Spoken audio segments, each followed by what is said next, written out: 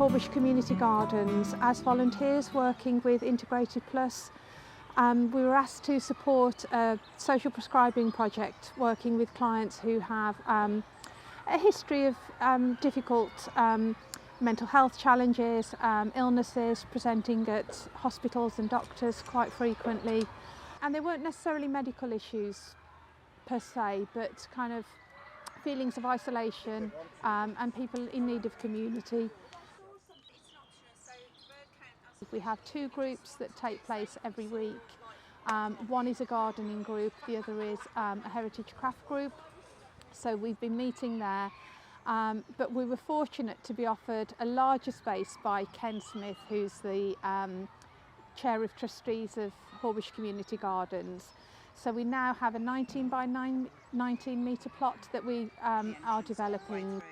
And to work in the polytunnel with safe. So this particular area is going to be a forest garden. So one of the really important aspects of developing this area is that it's sort of future proof, like climate change proof.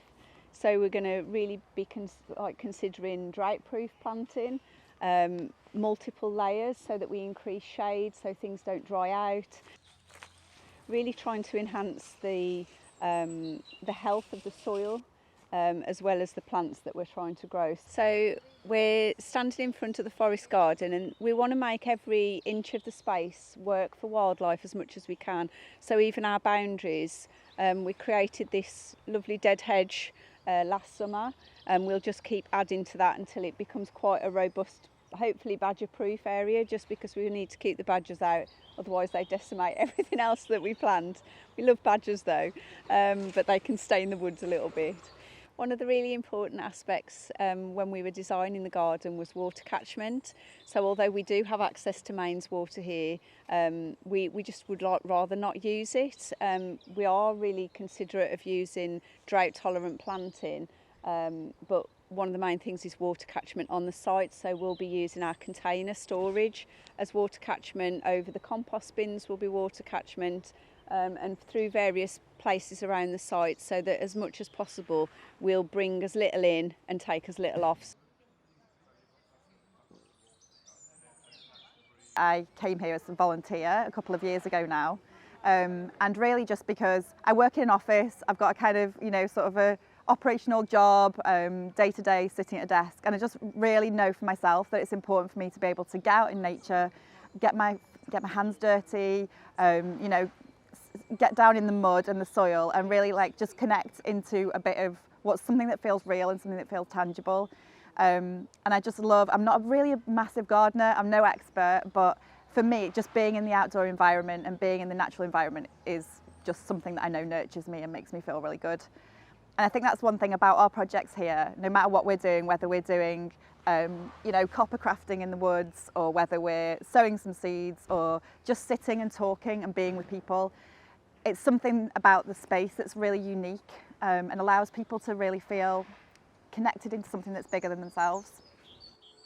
Hawbush is quite unique because it's a space that's in a very urban area that is an actual oasis of nature, and it's surprising because we're actually really close to, we're right in the middle of a housing estate, we're really close to some main roads and some real heavy industry around here, but you wouldn't think it when you're here.